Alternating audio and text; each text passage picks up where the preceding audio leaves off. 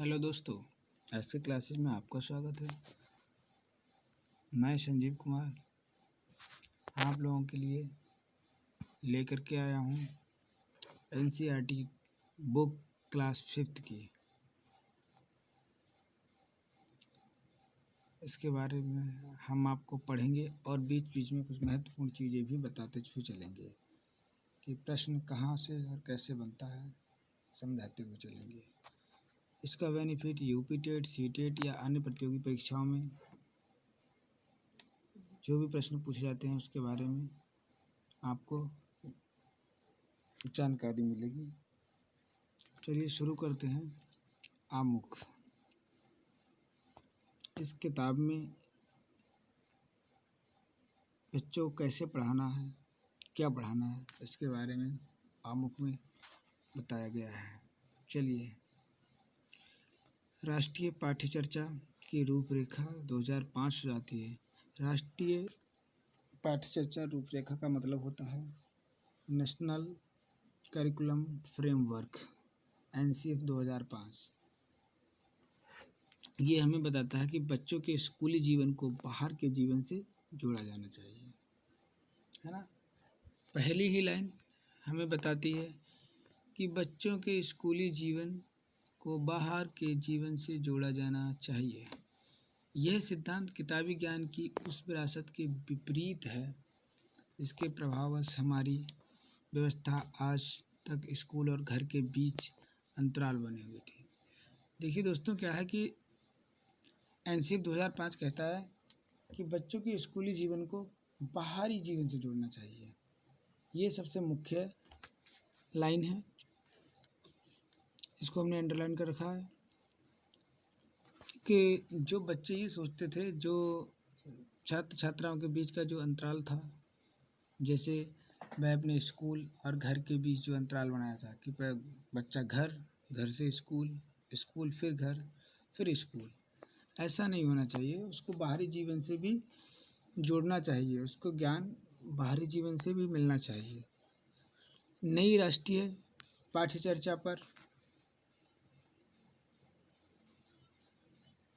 आधारित पाठ्यक्रम और पुस्तकें इस बुनियादी विचार पर अमल करने का प्रयास है। इस प्रयास में हर विषय को एक मजबूत दीवार से घेर देने और जानकारी को रटा देने की प्रवृत्ति का विरोध शामिल है।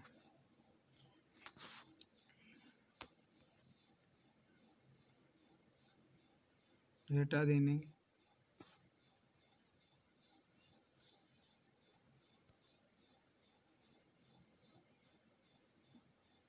का विरोध शामिल है।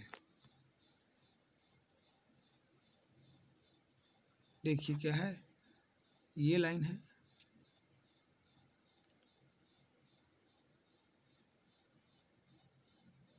हर विषय को एक मजबूत दीवार से घेर देने और जानकारी को रटा देने की प्रवृत्ति का विरोध शामिल है। यानी एनसीईआरटी 2005 ये भी बताता है कि बालक को शिक्षा हमें ऐसी देनी चाहिए जो कि ना कि रटंत विद्या पर आधारित हो, रटने पर आधारित हो, है ना। इसका ये एनसीईआरटी 2005 जो है उसका घोर विरोध करता है। आशा है कि ये कदम हमें राष्ट्रीय शिक्षा नीति 1986 में वर्णित बाल केंद्रित व्यवस्था की दिशा में काफ़ी दूर तक ले जाएंगे।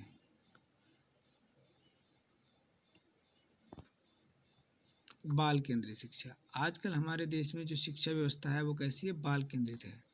इसमें छात्र ही सब कुछ है, छात्र को केंद्र में रख करके शिक्षा दी जानी चाहिए, बालक को केंद्र में रख करके शिक्षा दी जानी चाहिए।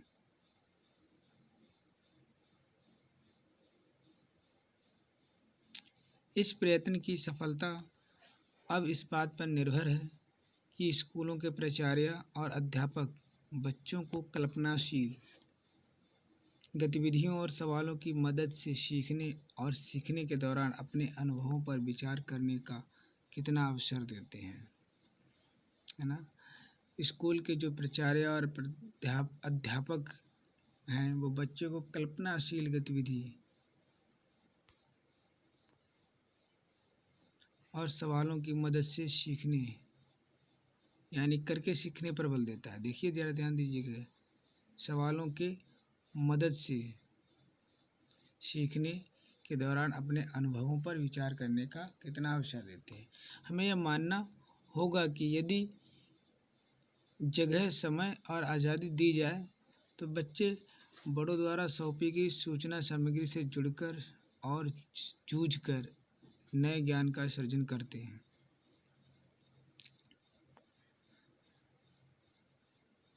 अगर सही जगह, यदि जगह, समय और आज़ादी दी जाए तो बच्चे बड़ों द्वारा सौंपी गई सूचना जानकारी से जुड़कर और जूझकर नए ज्ञान का सृजन करते हैं। शिक्षा के विविध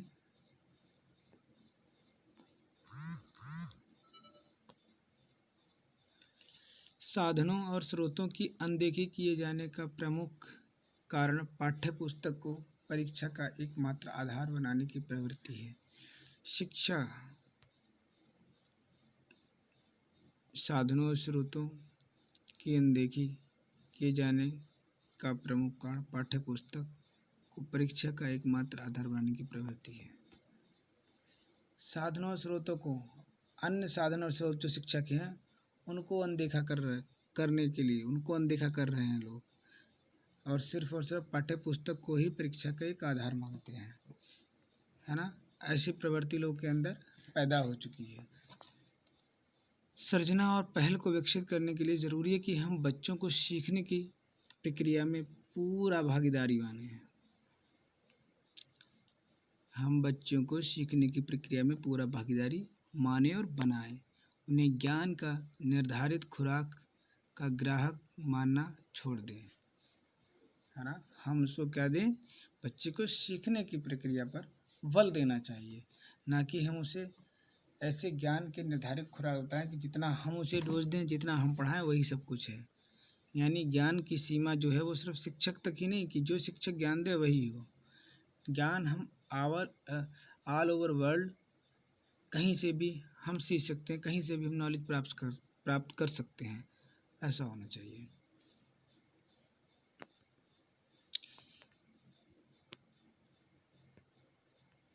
ये उद्देश्य स्कूल की दैनिक जिंदगी और कार्यशैली में काफ़ी फेरबदल की मांग करते हैं। दैनिक समय सारणी में लचीलापन उतना ही ज़रूरी है जितना वार्षिक कैलेंडर के अमल में चुस्ती, जिससे शिक्षण के लिए नियत दिनों की संख्या हकीकत बन सके। शिक्षण और मूल्यांकन की विधियां भी इस बात को तय करेंगी कि पाठ्य पुस्तक स्कूलों में बच्चों के जीवन को मानसिक दबाव और बोरियत की जगह खुशी का अनुभव करने में कितनी प्रभावी सिद्ध होती हैं। ये पाठ्य पुस्तक जो है स्कूल में बच्चों के जीवन को मानसिक दबाव और बोरियत की जगह खुशी अनुभव करने में कितनी प्रभावी सिद्ध होती हैं। इस बात पर शिक्षण और मूल्यांकन की विधियां ही तय करेंगी कि कहीं बच्चे को एजुकेशन है, शिक्षा जो है वो कहीं दबाव या बोरियत तो नहीं कर रही है, उससे खुशी हो रही है उसको, है ना। बोझ की समस्या से निपटने के लिए पाठ्यक्रम निर्माताओं ने विभिन्न चरणों में ज्ञान का पुनर्निर्धारण करते समय बच्चों के मनोविज्ञान और अध्यापन के लिए उपलब्ध समय का ध्यान रखने की पहले से अधिक सचेत कोशिश की है। इस कोशिश को और गहराने के यत्न में ये पाठ्य पुस्तक सोच विचार और विस्मय, छोटे समूहों में बातचीत, बहस और हाथ से की जाने वाली गतिविधियों को प्राथमिकता देता है। पाठ्य पुस्तक सोच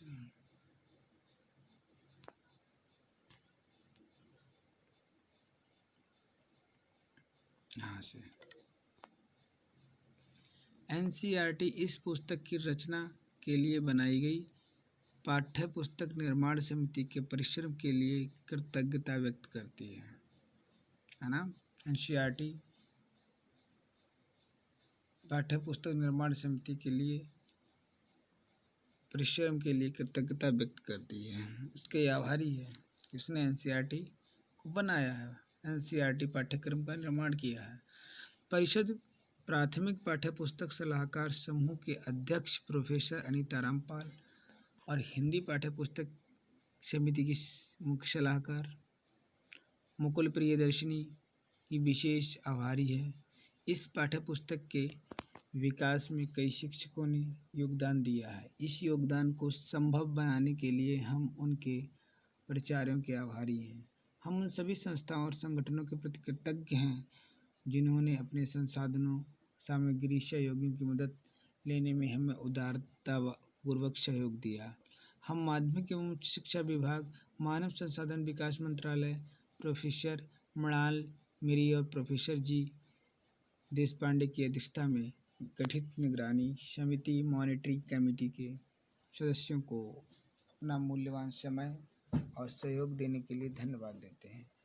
व्यवस्थागत सुधारों और अपनी प्रकाशनों में निरंतर निखार लाने के प्रति समर्पित एनसीईआरटी टिप्पणियों एवं सुझावों का स्वागत करेगी, जिनसे भावी संशोधनों में मदद ली जा सकेगी।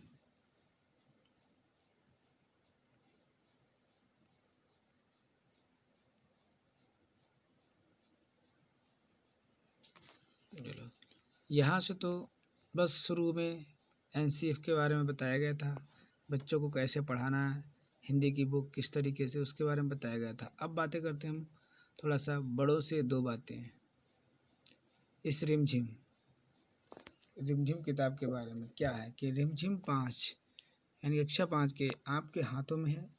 इसके ताने बाने को 4 सूत्रों में पिरोया गया है। हर सूत्र का अपना रंग, अपनी छटा है, अपनी अपनी रंगते के अंतर्गत रीति रिवाज, जीवन शैली, हुनर, विरासत और बोली आदि संस्कृति के विभिन्न आयामों की झलक है। इस भाग को पढ़ाते समय यह ध्यान में रखना जरूरी होगा कि सांस्कृतिक विविधता के बारे में शिक्षक का स्वयं का ज्ञान ही इन पाठों को बच्चों के लिए जीवंत बना सकता है। ध्यान दीजिएगा, इस भाग को पढ़ाते समय यह ध्यान में रखना जरूरी है कि सांस्कृतिक विविधता के बारे में शिक्षक का स्वयं का ज्ञान ही इन पाठों को बच्चों के लिए जीवंत बना सकता है। इस भाग के माध्यम से रिमझिम कक्षा 5 हमारी अनमोल विरासत को सहेजने का प्रयास है।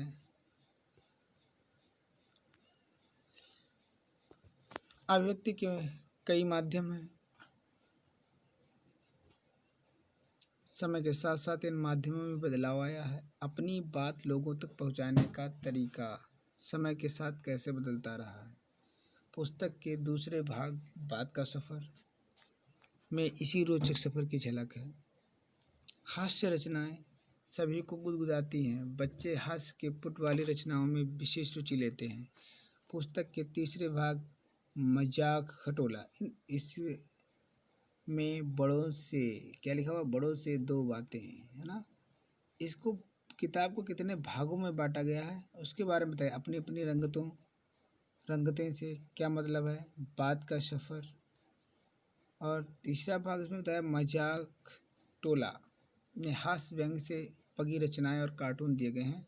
शिक्षक का हास्य बोध इन रचनाओं के साथ कक्षा शिक्षण को भी रुचिकर बनाता है। रिमझिम 5 के अंतिम भाग आसपास में दी गई रचनाएं हमारे पर्यावरण को समझने और उसके प्रति संवेदनशीलता को उपजाने की शुरुआत है। इस भाग के अंतर्गत दिए गए पाठों में भौतिक और जैव दोनों ही किस्म के पर्यावरण के प्रति जागरूक सरस साहित्य और गतिविधियों के माध्यम से दी गई हैं। प्रत्येक भाग की शुरुआत में उस भाग की विषय वस्तु का संक्षिप्त परिचय दिया गया है। यह परिचय शिक्षक के लिए उन पाठों में निहित भावनाओं को बच्चों तक पहुंचाने में सहायक होगा। रचनाओं में विविधता, जो रचनाएं हैं उनमें विविधता, उनमें विभिन्नता, क्या क्या विभिन्नताएं हैं रचनाओं में। यह विविधता हमें 2 रूपों में देखने को मिलेगी। एक तो विषय वस्तु के रूप में, दूसरी विधाओं के रूप में, विषय वस्तु के रूप में, और दूसरी विद्याओं के रूप में। विषयों के साथ साथ विधाओं का बड़ा फलक रिमझिम 5 में है। पिछले 2 वर्षों में रिमझिम 3 और 4 के माध्यम से साहित्य की विभिन्न विधाएं, कहानी हैं, कविताएं हैं, पत्र हैं, नाटक आदि बच्चे पढ़ चुके हैं। और रिमझिम 5 में इन विधाओं के अलावा खबर, उपन्यास, अंश, सूचना परक लेख, भेंट वार्ताएं, शिकार, कथा, विज्ञान तथा यात्रा वर्णन दिया गया है। शिक्षक इन पाठों को पढ़ाते समय उस विधा में उपलब्ध अन्य सामग्री का भी इस्तेमाल करें, जैसे कि डाकिये की कहानी, कंवर सिंह की जुबानी। भेंट वार्ता को पढ़ाते समय अखबार, रेडियो, टीवी पर आने वाली भेंट वार्ताओं की भी और बच्चों का ध्यान दिलाएं। देखिए क्या है, बताया गया है कि डाकिये की कहानी, कंवर सिंह की जुबानी, इसको पढ़ाते समय रेडियो, टीवी पर आने वाली भेंट वार्ताएं, जो भी बातचीतें होती हैं, उनको बच्चों को बीच बीच में ध्यान दिलाने का मतलब बताते भी रहना चाहिए। इन सभी भेंट वार्ताएं नियमित रूप से आती हैं। इनकी ओर ध्यान दिलाने से भेंट वार्ता के तरीकों से बच्चे भली भांति अवगत हो सकेंगे। इसी प्रकार स्वामी की दादी पढ़ाने के दौरान बच्चों को कुछ ऐसे उपन्यास पढ़ने के लिए प्रेरित करें जो बच्चों के लिए ही लिखे गए हैं, जैसे कलबा मन्नू भंडारी का, एक डर 5 निडर सत्यप्रकाश अग्रवाल, गब्बर सिंह और उसके दोस्त श्रीलाल शुक्ल के द्वारा लिखा गया है, स्वामी और उसके दोस्त R.K. नारायण। इस प्रकार की सामग्री बच्चों में बाल साहित्य पढ़ने में रुचि जगा सकती है। शिक्षकों का यह प्रयास बच्चों को अगली कक्षा में इस्तेमाल की जाने वाली सामग्री को समझने में मदद करेगा। शिक्षक को बच्चों को किस तरीके से पढ़ाया जाना चाहिए, ये सब इसमें बताया गया है। रिमझिम 5 को पढ़ाते समय बच्चों को साहित्य की विधाओं का परिचय देना उपयोगी होगा। विधा साहित्य के अलग अलग रूपों की ओर इशारा करने वाली विशेषता है। साहित्यिक अभिव्यक्तियाँ कविता, कहानी, नाटक, यात्रा, संस्मरण पत्र आदि कई रूप ले लेती है। इन्हीं रूपों को विधा कहते हैं। साहित्यिक अभिव्यक्तियाँ कविता, नाटक, कहानी, पत्र, संस्मरण कई रूप ले लेती है और इन्हीं रूपों को हम क्या कहते हैं, विधा कहते हैं। इस प्रकार के माध्यम के विकास के साथ साहित्य से कई नई विधाएं भी जुड़ी हुई हैं, उन्हें भी हम इस किताब में शामिल किया गया है। रिमझिम 5 के लिए रचनाएं यह ध्यान में रखकर चुनी गई हैं कि वे बच्चों की बढ़ती हुई जिज्ञासाओं और रुचियों को प्रतिबिंबित करें। इस आयु के बच्चे मानसिक और शारीरिक रूप से बहुत ऊर्जावान होते हैं। वे अपने आसपास की नहीं बल्कि दूरस्थ संसार को भी समझने की अपने तरीकों से कोशिश करते हैं। रिमझिम में ली गई रचनाओं का संबंध पूरे देश और दुनिया के अन्य भागों में भी है। पढ़ाते समय बच्चों के मनोविज्ञान को ध्यान में रखें ताकि वे अपनी कल्पना और अनुमान ही नहीं बल्कि विभिन्न माध्यमों और किताबों से दुनिया को जान सकें। पढ़ाते समय बच्चों के मनोविज्ञान को ध्यान में रखना चाहिए और देश दुनिया की बातें भी बीच बीच में करती रहनी चाहिए ताकि बच्चों को जो है पढ़ाते समय बच्चों को बोर ना लगे क्लास, है ना, और उनके लेवल को भी ध्यान रखना चाहिए। रचनाओं से रूबरू। रिमझिम 5 में कई साहित्यकारों की रचनाएं ली गई हैं, जैसे मुंशी प्रेमचंद, सुभद्रा कुमारी चौहान, नागार्जुन, सोहनलाल द्विवेदी, R.K. नारायण आदि। आने वाली कक्षाओं में साहित्य से बच्चों का परिचय उत्तरोत्तर बढ़ता जाएगा। रचनाओं को गहराई से समझने के लिए उनके लेखकों का परिचय उपयोगी है। ऐसा ही प्रयास रिमझिम में किया गया है। रविंद्रनाथ ठाकुर द्वारा रचित छोटी सी हमारी नदी कविता के बाद दिया गया पाठ जोड़ा सांकों वाला घर रविंद्रनाथ के बचपन की एक झलक देता है। खिलौने वाला कविता ईदगाह कहानी पढ़ाने के बाद परिषद द्वारा विकसित सुभद्रा कुमारी चौहान और प्रेमचंद पर बनी फिल्में दिखाई जा सकती हैं। ये फिल्में केंद्रीय शैक्षिक प्रौद्योगिकी संस्थान NCERT श्री अरविंद मार्ग नई दिल्ली से प्राप्त की जा सकती हैं। यानी हम बच्चों को ईदगाह, खिलौने वाला कविताएं और इन कविताओं के लेखकों से संबंधित जो फिल्में हैं, जैसे प्रेमचंद पर बनी फिल्म है, सुभद्रा कुमारी चौहान पर बनी फिल्म है, ये बच्चों को फिल्में दिखाने चाहिए। इनसे उनकी इनके प्रति रुचि बढ़ेगी और उनका पढ़ने में मन भी लगेगा। परिवेश के प्रति सजगता बच्चों की एक स्वभावगत विशेषता है कि वे अपने परिवेश के प्रति जिज्ञासा रखना और उसका अवलोकन करना। इस स्तर तक आते आते बच्चे से यह अपेक्षा की जाती है कि आसपास के परिवेश में उपलब्ध सामग्री में रुचि ले और उसका विश्लेषण कर सके। शिक्षक की स्वयं की रुचि तथा रचनात्मक बच्चों को इस कसौटी पर खरा उतारने में मददगार साबित होती है।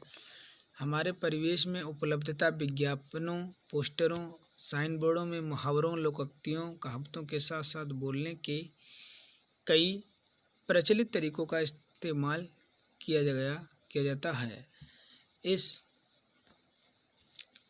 और बच्चों का ध्यान आकर्षित करें। रोज़मर्रा के जीवन से जुड़ी विषयों पर, जैसे खाना पीना, मौज मस्ती, खेल, सेहत, त्यौहार आदि पर बच्चे इस तरह की सामग्री बना सकते हैं।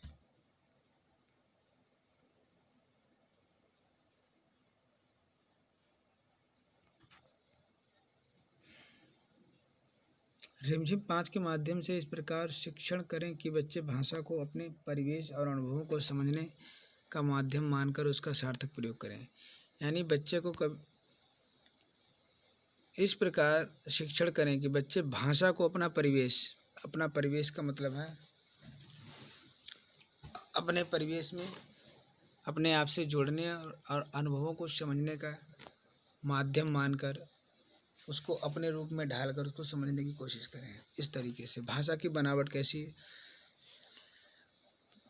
राष्ट्रीय पाठ्यचर्या की रूपरेखा 2005 यानी NCF 2005 व्याकरण की अवधारणाओं को विविध किस्म के पाठों के संदर्भ में पहचान कर उनका उचित प्रयोग करने का सुझाव देती है।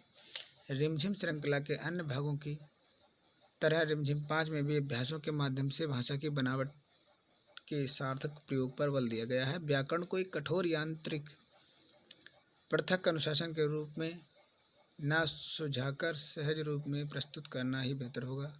बहुभाषिकता देश की भाषिक विविधता हमारा एक भाषाई संबल है। हिंदी की पारंपरिक बोलियां भारत की विरासत का अंग है। हर बोली का अपना एक लहजा होता है। पर अक्सर ये देखा जाता है कि बच्चे जब कक्षा में अपने घर में बोली जाने वाली बोली में बात करते हैं या शिक्षक द्वारा पूछे गए सवालों का जवाब अपनी बोली में देते हैं तो शिक्षक उसे तुरंत टोक देते हैं। परिणाम यह होता है कि बच्चे सहज अभिव्यक्ति का आत्मविश्वास खो देते हैं और कक्षा की मानक भाषा के ढांचे में ढलने की असफल कोशिश करते हैं।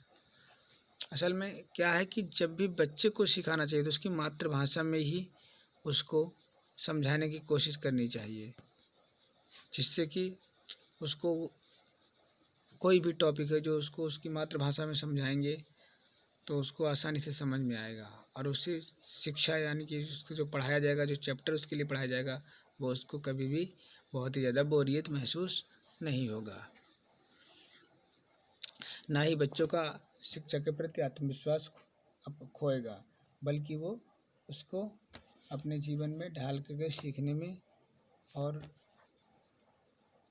अच्छा प्रतीत करेगा। कक्षा की मानक भाषा के ढांचे में ढलने की असफल कोशिश करते हैं। इसके विपरीत अपनी बोली में अभिव्यक्ति को सम्मान मिलने पर धीरे धीरे आत्मविश्वास से भर उठते हैं।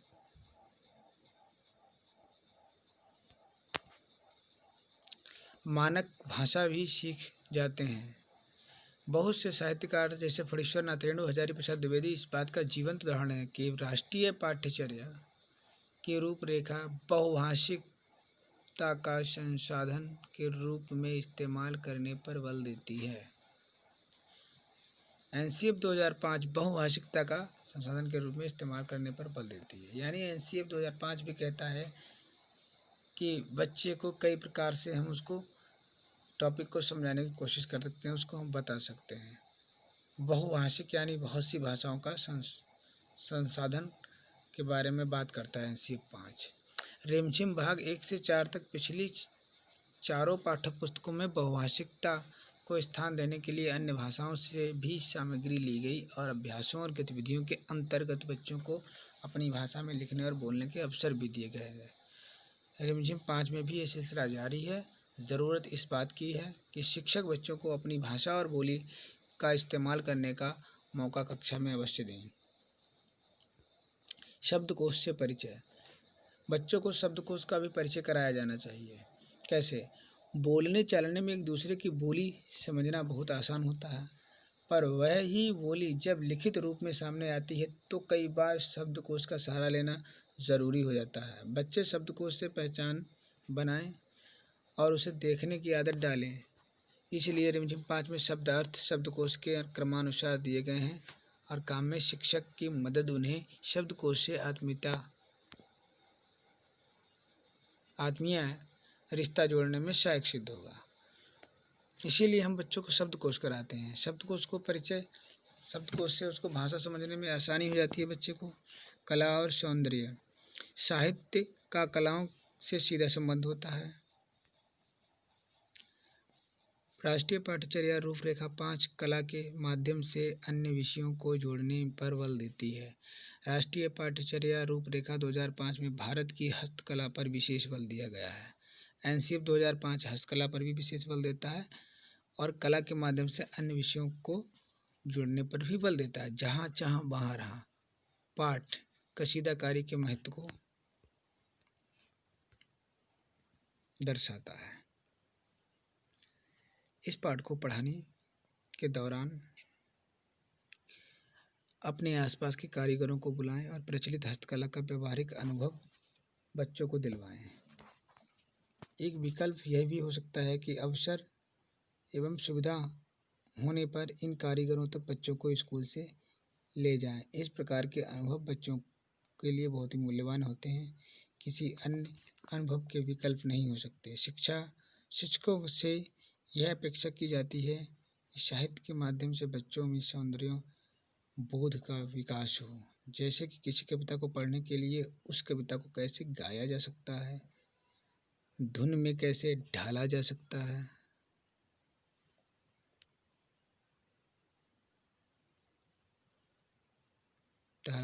है, ये कहानी नाटक का रूप लेकर रंगमंच पर अभिनीत करना। इससे कहानी या कविता के भावपूर्ण में जीवंत हो उठेंगे और अंतर्निहित अर्थ सजीव हो उठेगा। बच्चों के लिए किसी भी पाठ्य पुस्तक का मुख्य आकर्षण उसके चित्र होते हैं। रिमझिम श्रृंखला चित्रों से सराबोर है। रिमझिम 1 से 5 तक आते आते किताब में भाषा विषय वस्तु में बच्चों की बढ़ती आयु के अनुसार परिपक्वता आई है। ऐसे ही बदलाव चित्रों के स्वरूप में दिखाई देता है, लेकिन प्रयास किया गया है कि उनका आकर्षण बरकरार रहे। संवेदनशीलता का विकास कैसे हो? बच्चों में संवेदनशीलता का विकास। भाषा और साहित्य की पढ़ाई का एक महत्वपूर्ण उद्देश्य हमारी संवेदनशीलता का विकास करना होता है। एक माँ की बेबसी जहाँ चाह वहाँ रहा, रात भर बिलखते चिंगाड़ते रहे रचनाएं इसी बात को मद्देनजर रखते हुए दी गई हैं। उम्मीद की जाती है कि रिमझिम 5 में दी गई रचनाएं पढ़ाते समय शिक्षक उनमें निहित भावनाओं पर बच्चों के मन में उठी हलचल जान सकेंगे। इन रचनाओं से मिलती जुलती रचनाएं भी प्रस्तुत हैं। ऐसी परिस्थितियों पर स्वयं रचना करें और बच्चों को कुछ लिखने के लिए प्रेरित करें। जैसे किसी जानवर को सताते या किसी पेड़ को नुकसान पहुंचाते तुम देखते हो तो लिखो कि ऐसी स्थिति में पेड़ या जानवर को कैसा लगता होगा। साहित्यिक लेखन भावनात्मक विचार को फैलाने का एक अच्छा अवसर बच्चों को देता है। रिमझिम 3-4 की तरह ही 5 में भी कुछ रचनाएं तारांकित रचनाएं जिस सिर्फ पढ़ने के लिए दी गई हैं। इन पाठों से प्रश्न नहीं पूछे जाएं, बस बच्चों को इन्हें पढ़ने का आनंद दें। ये रचनाएं बच्चों को एक उत्साही पाठक बनने की ओर अग्रसरित करेंगी, जिससे कि बच्चों में पढ़ने की रुचि पैदा हो। इसलिए ये कविताएं रखी गई। इनसे कोई सिलेबस में कभी भी कोई प्रश्न नहीं पूछा जाता है। ये सिर्फ बच्चों की रुचि के लिए रखा गया ताकि बच्चों को पढ़ने में आनंद आए। 5वीं कक्षा प्राथमिक और उच्च प्राथमिक स्तर के बीच एक सेतु है। इसमें शिक्षक पहले अर्जित भाषाई कौशलों का पूर्ण विकास करने की कोशिश करें। भाषाई कौशलों का विकास करने की कोशिश करें। शिक्षक से ये अपेक्षा की जाती है कि प्रत्येक बच्चा की भाषाई कौशलों की जांच ऐसे करें कि कोई भी बच्चा ना छूटे। इन सभी उद्देश्यों को प्राप्त करने के लिए यद्यपि इस पुस्तक में प्रचुर मात्रा में सामग्री दी गई है, लेकिन फिर भी दी गई विषय सामग्री से इतर सामग्री भी बच्चों को दें। यानी इतर का मतलब है और अलग सामग्री भी बच्चों को दें। भाषा के उद्देश्य एक पाठ्यपुस्तक से पूरे नहीं किए जा सकते हैं। इस बात की चर्चा परिषद द्वारा विकसित शिक्षक संदर्शिका कैसे पढ़ाएं रिमझिम भाग 1 और 2 में दी गई है। संदर्शिका प्रकाशन विभाग एनसीईआरटी की श्री अरविंद मार्ग नई दिल्ली से प्राप्त की जा सकती है। उदाहरण के लिए जोड़ा सांकों वाला घर शीर्षक रचना में एक जगह ख्याल के रूप में उल्लेख है कि लड़कियां नीचे उतरते समय बायां पैर उठाती हैं। कक्षा में बच्चों के साथ चर्चा करते हुए जेंडर से जुड़ी रूढ़िवादी सोच को तर्क के आधार पर समाप्त करने की कोशिश करें। ये लड़कियां नीचे उतरते समय बायां पैर उठाती हैं, ये क्या है? रूढ़िवादी सोच है। ऐसी रूढ़िवादी सोच को तर्क के आधार पर बच्चों के सामने बहस करें और इसको समाप्त करने की कोशिश करें। इस तरीके की भावनाएं बच्चों में नहीं होनी चाहिए।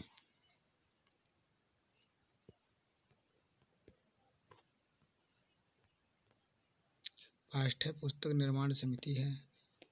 समिति के नाम है, सदस्य मुख्य सलाहकार हैं। उनके बारे में इस चैप्टर में बताया गया है।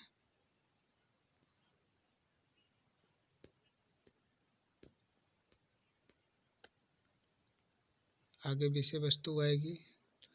आभार बचा है, इससे कुछ नहीं पूछा जाएगा। इसमें है एनसीईआरटी प्रोफेसर कृष्णकांत वशिष्ठ, शिक्षा विभागाध्यक्ष, प्राथमिक शिक्षा विभाग, एनसीईआरटी के प्रति विशेष रूप से आभार व्यक्त करते हैं। इसमें आभार दर्शाया गया है जो भी ट्रस्ट के द्वारा जो बुक छपी है उनका, प्लस उस कमेटी का, समिति का।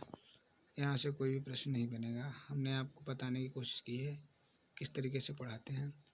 यदि आपको हमारा ये वीडियो पसंद आया है तो इसको लाइक एवं सब्सक्राइब करना ना भूलें। अपने दोस्तों को भी शेयर करें।